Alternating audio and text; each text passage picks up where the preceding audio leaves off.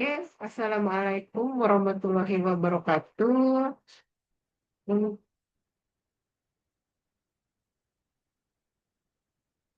Untuk imunoserologi, reaksi imunoserologi pada kasus infeksi parasit.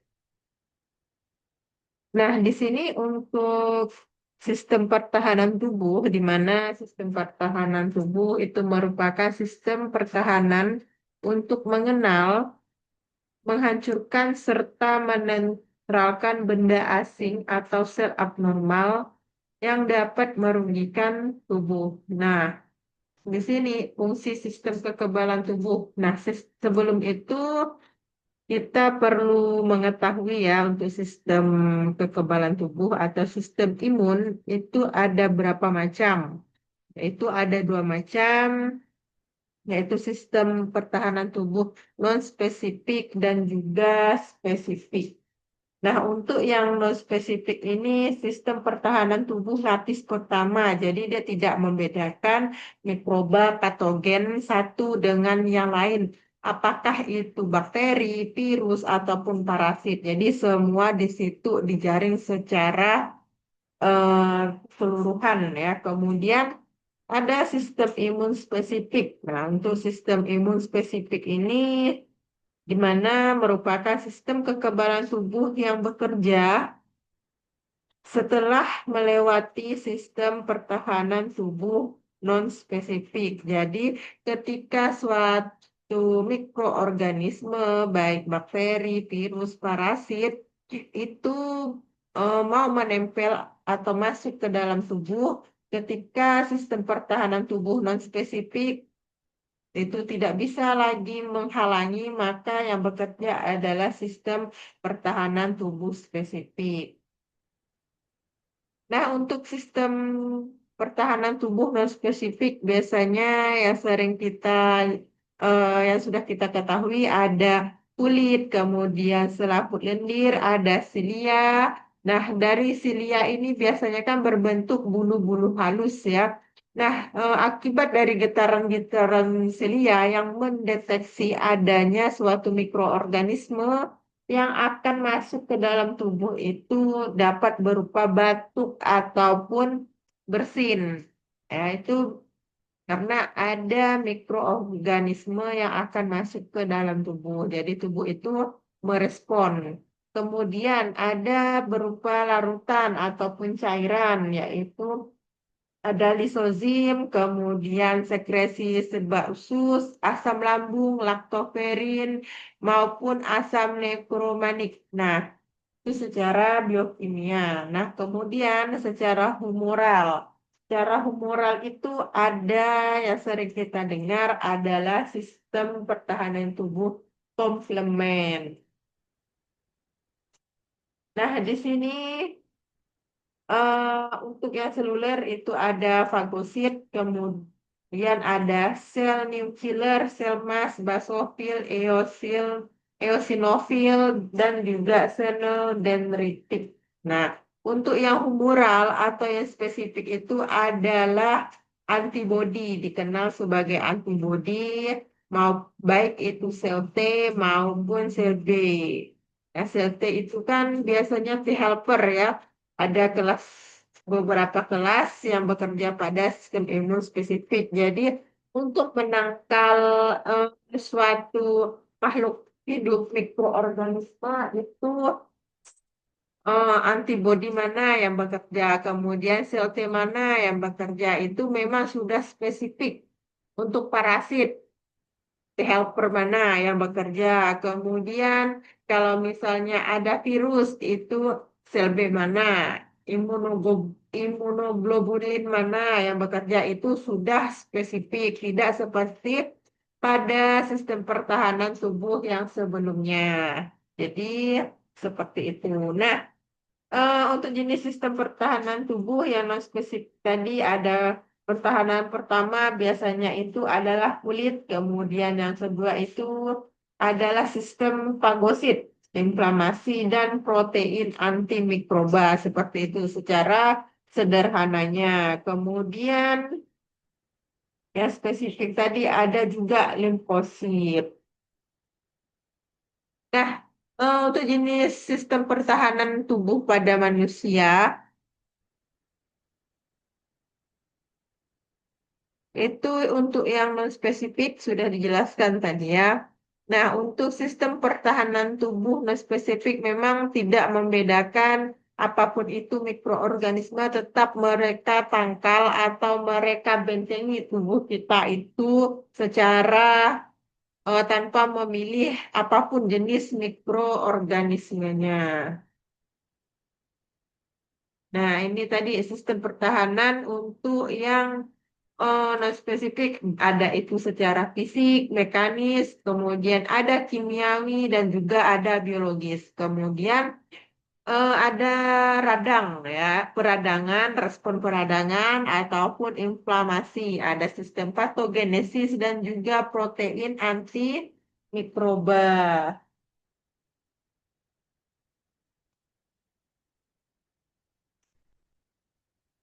Nah, untuk pertahanan fisik itu biasanya dari lapisan kulit, kemudian di kulit itu kan terdapat sel epitel, kemudian ada keratin dan juga ada air. Karena kulit ini kan cenderung lembab ya ataupun basah. Sebenarnya keringat itu sangat bermanfaat sebagai sistem pertahanan tubuh. Kemudian ada secara mekanis itu ada dicontohkan adalah rambut hidung ketika suatu debu, debu itu kan mengandung mikroorganisme. Nah, itu disebut juga sebagai pertahanan tubuh secara mekanis karena eh, bisa saja itu bakteri, virus, itu kan mikroorganisme yang dapat terhirup ya. Begitu juga pada parasit walaupun ini apa parasit itu cenderung lebih besar dibandingkan mikroorganisme yang lainnya seperti bakteri dan juga virus. Tapi dia bisa masuk ke dalam tubuh juga melalui sistem respirasi atau sistem pencernaan. Apa-apa saja untuk parasit nanti kita bahas di belakang.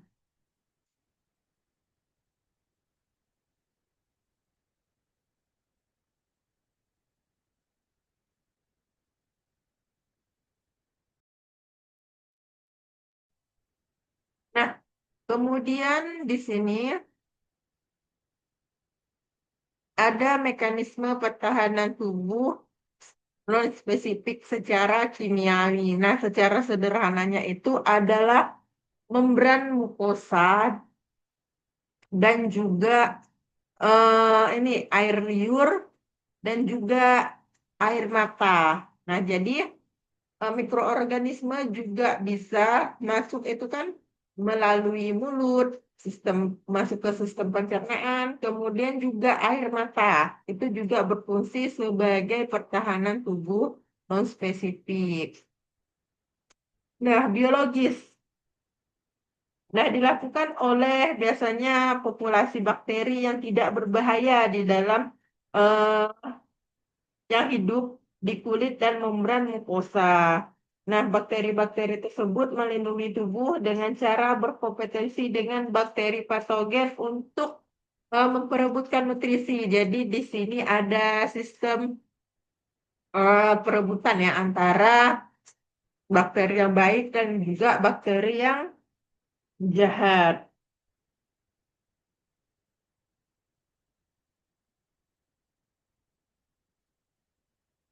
Nah, kemudian selanjutnya adalah sistem peradangan inflamasi ya. Seperti yang kita ketahui, kalau inflamasi itu ada dolor, rubor, kalor, dan juga tumor. Nyeri, kemerahan, kemudian timbul rasa panas, kemudian adanya bengkak, itu adalah merupakan respon imun, respon tubuh kita terhadap suatu eh, gejala ataupun adanya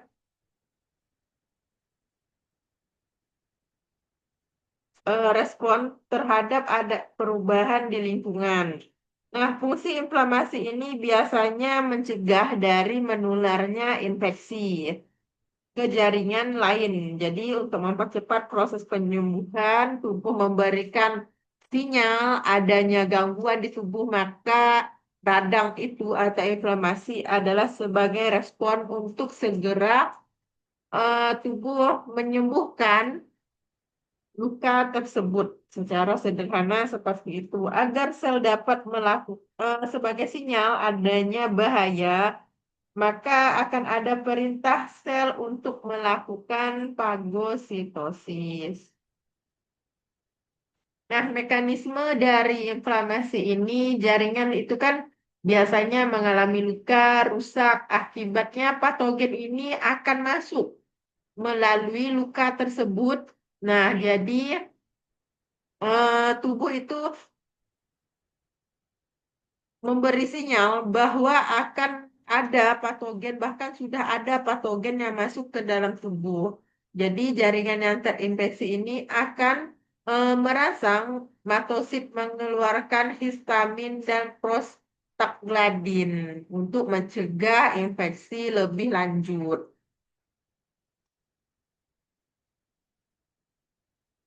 Nah, pelebaran pembuluh darah ini kan ada luka. Nah, di sini mikroorganisme mulai masuk nih.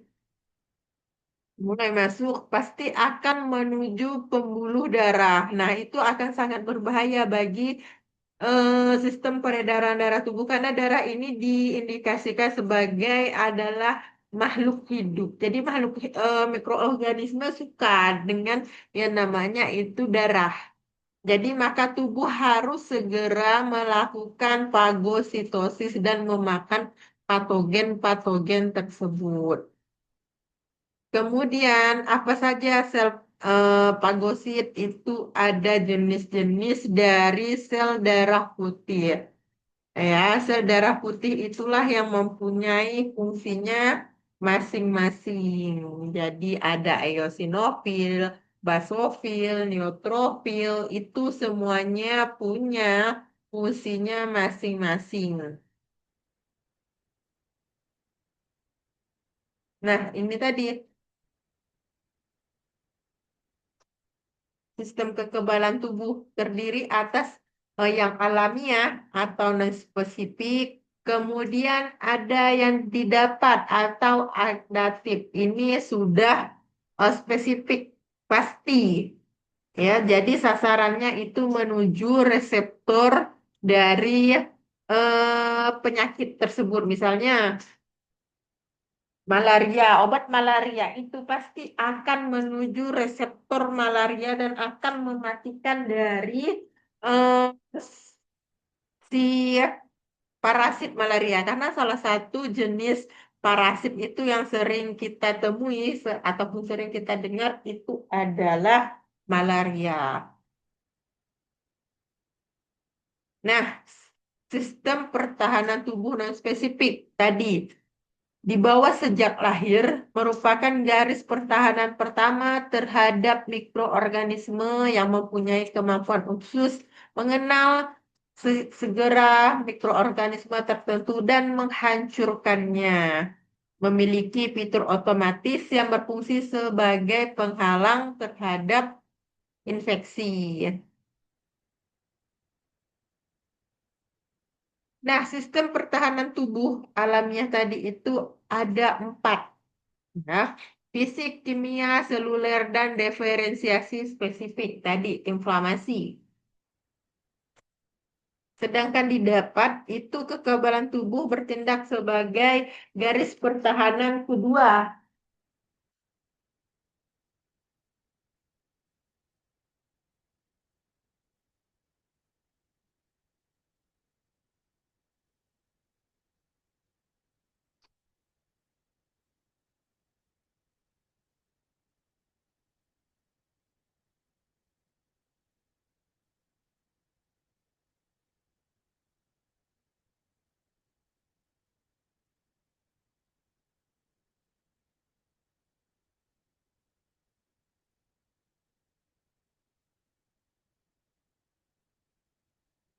Nah, jadi yang berperan dalam menangkal atau menangani adanya mikroorganisme seperti bakteri, virus, toksin, itu sebenarnya adalah sistem pertahanan tubuh yang didapat.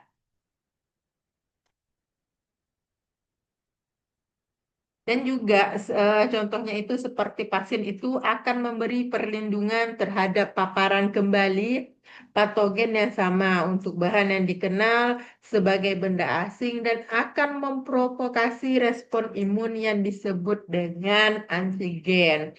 Nah, antigen ini menyebabkan sel spesifik untuk memproduksi dari protein yang disebut dengan antibodi. Jadi memang antibodi ini berperan sangat penting dalam sistem pertahanan tubuh. Nah, setiap dari subdefinisi utama sistem kekebalan tubuh ini memiliki komponen seluler maupun humoral di mana mereka melaksanakan fungsi perlindungan meskipun kedua jenis sistem kekebalan tubuh ini memiliki fungsi yang berbeda. Nah, ada interaksi antara sistem imun, yaitu komponen bawaan, itu akan mempengaruhi sistem kekebalan imun yang didapat atau adaptif. Begitu juga sebaliknya. Jadi saling mempengaruhi. Nah, masuk di sini parasit ini merupakan mikroorganisme yang berlindung di organisme dan dapat keuntungan dari penjamu atau host.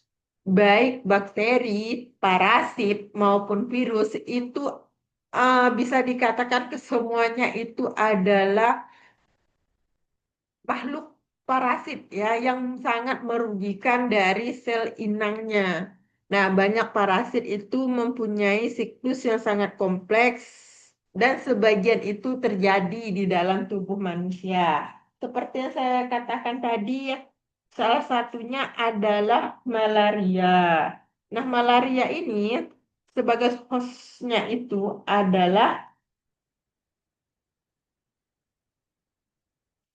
nyamuk, ya. Nyamuk itulah yang membawa parasit malaria ke dalam tubuh manusia melalui gigitan nyamuk itu sendiri. Nah, parasit yang menyerang manusia itu dibagi menjadi dua golongan. Ada yang protozoa dan juga ada metazoa. Protozoa itu apa saja? Ada malaria, Tripasonoma, Toxoplasma, Leishmania, dan juga amuba.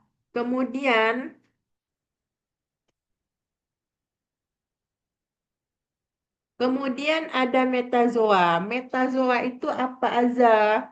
Ada helmin, ada filaria, dan ada skistosoma. Nah, infeksi pada protozoa ini biasanya bersifat intraseluler atau di dalam tubuh manusia. Nah, respon imun yang timbul adalah sistem imunitas seluler. Sedangkan infeksi pada metazoa atau cacing itu bersifat ekstraseluler, tidak bermultiplikasi di dalam hospes definitif. Nah, ini nanti akan dipelajari lebih lanjut ya. Kemudian respon imun humoral akan lebih berperan bila parasit itu berada di luar hospes atau berada di dalam ekstraseluler atau berada dalam sirkulasi darah. Nah, sedangkan sebaliknya, bila parasit di dalam intraseluler, maka respon imun yang bekerja adalah imunitas seluler. Jadi, apabila dia di luar ekstraseluler, maka sistem peredaran tubuh respon imun yang bekerja adalah humoral. Sedangkan sebaliknya, bila parasit berada dalam intraseluler atau dalam sistem peredaran darah, maka yang bekerja adalah sistem imun seluler. Nah, parasit pada golongan metazoa lebih menyebabkan timbulnya reaksi hipersensitivitas tipe cepat karena disebabkan peranan imunitas humoral, yaitu mekanisme yang dibawa oleh imunoglobulin.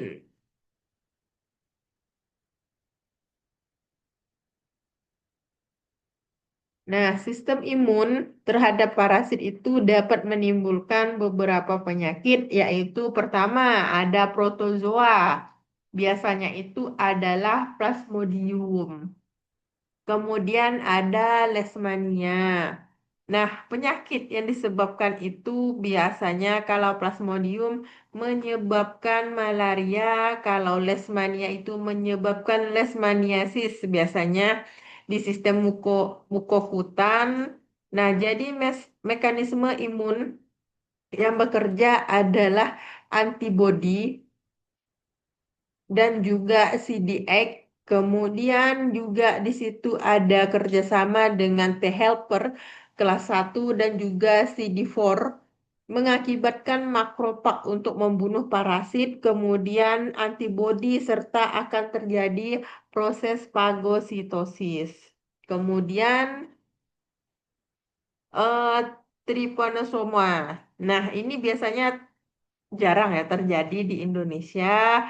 Kemudian ada metazoa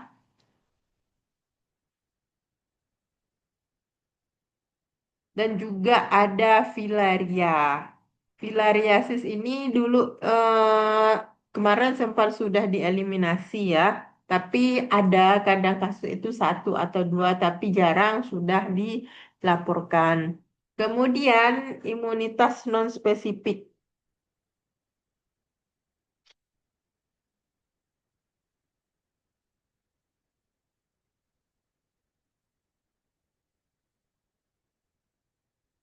Nah, protozoa dan cacing itu mengakibatkan imunitas dari non-spesifik melalui mekanisme yang berbeda. Jadi, mikroba tersebut hidup, kemudian berkembang biak dan beradaptasi di dalam tubuh penjamu dan menjadi resisten terhadap sistem imun penjamu atau host. Nah, respon imun non-spesifik terhadap protozoa adalah fagositosis. Nah, jadi sistem fagositosis itu akan menyerang cacing dan melepaskan mikrobisdial untuk membunuh mikroba yang besar untuk difagositosis. Nah, untuk sistem imun spesifik, nah, infeksi pada cacing biasanya itu kan terjadi kronis. Jadi tidak terjadi begitu masuk ke dalam tubuh tidak segera menimbulkan penyakit. Jadi penyakitnya tidak langsung kelihatan. Jadi perlu waktu, makanya dia disebut sebagai infeksi yang kronis. Kemudian dapat menyebabkan kematian. Jadi parasit itu sendiri akan menyebabkan kerugian, di mana akan menimbulkan rangsangan antigen persisten yang meningkatkan kadar imunoglobulin di dalam sirkulasi pembentukan imun yang sangat kompleks. Jadi antigen yang dilepas parasit itu berfungsi sebagai mitogen poliklonal sel B dan sel T independen. Nah, respon imun dari eh, protozoa atau cacing itu biasanya diperankan oleh sel T helper yang mengakibatkan eosinofil, basofil, dan sel mast mediator inflamasi untuk membatasi aktivitas parasit dan membunuhnya. Kemudian T helper kelas 2 itu akan teraktivasi ataupun aktif ditandai dengan peningkatan yang signifikan dari interleukin. Di sini disebutkan ya beberapa kelas dari interleukin dan menimbulkan respon kuat dari imunoglobulin dan juga sistem antibodi sehingga penanda terbesar dari suatu infeksi cacing itu adalah terdeteksinya imunoglobulin E, serum yang sangat tinggi dari individu terinfeksi. Jadi di antara imunoglobulin yang ada, imunoglobulin E lah yang paling banyak terdeteksi saat terjadi infeksi oleh parasit. Nah, kemudian di sini ada cacing. Juga itu akan menginduksi secara kuat pengaturan dari respon imun, walaupun biasanya untuk T helper kelas 2 lebih dominan daripada T helper kelas 1 selama infeksi cacing. Jadi, T helper kelas 2 dengan imunoglobulin E itu banyak diproduksi ketika adanya infeksi cacing. Nah, kemudian pada infeksi Salmonella Mansoni juga itu juga memiliki respon yang kuat terhadap komponen dari T helper kelas 1 karena diinduksi dari cacing dewasa yang berbeda eh, dengan telurnya yang menginduksi respon T helper kelas 2. Jadi antara yang dewasa dengan cacing itu memberikan respon imun yang sangat yang berbeda terhadap sistem pertahanan tubuh. Nah, ini respon imun terhadap cacing usus. Biasanya yang bekerja itu adalah interleukin 4 dan juga interleukin 13. Nah, jadi interleukin 4 dan 13 itu akan membantu produksi IgE oleh sel B dengan cara meningkatkan kontraksi dari usus. Jadi memproduksi mukus itu akan meningkat.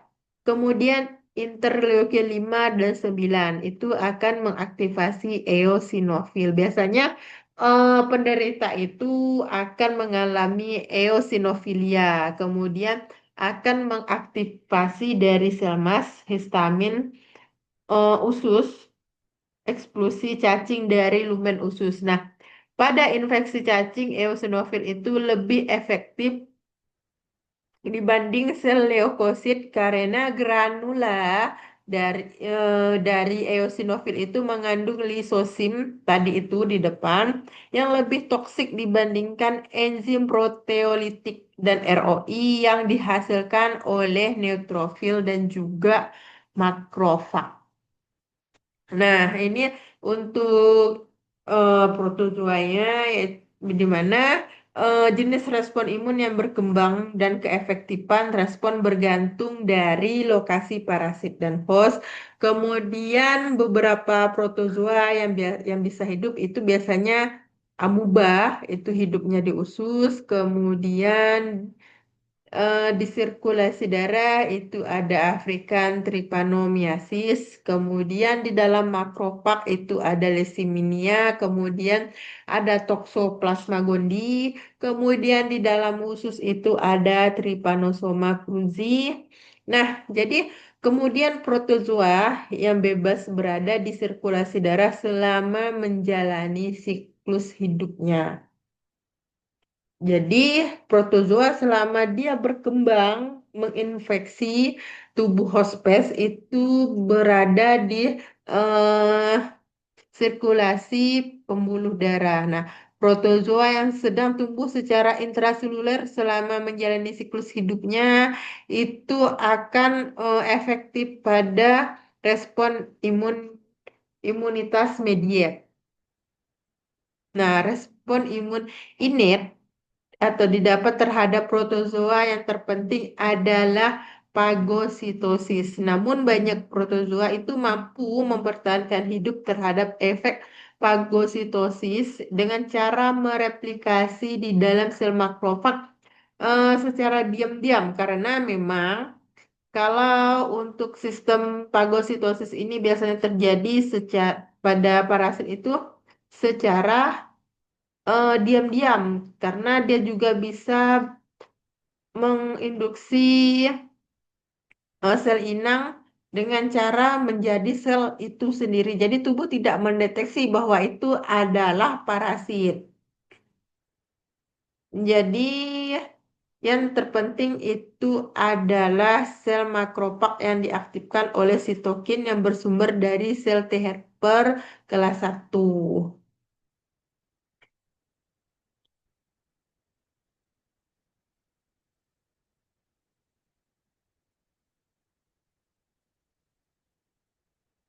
Nah, kemudian ada granuloma. Beberapa infeksi cacing ada yang tidak dapat dihancurkan oleh sistem imun, maka akan terjadi granuloma. Nah, di mana badan berusaha mengucilkan parasit dengan membentuk kapsul yang terdiri atas sel-sel inflamasi, respons seluler terhadap pelepasan antigenik yang kronik. Nah, makrofag itu akan menimbulkan faktor fibrinogenetik ya. Jadi bekerja sama dengan antibodi.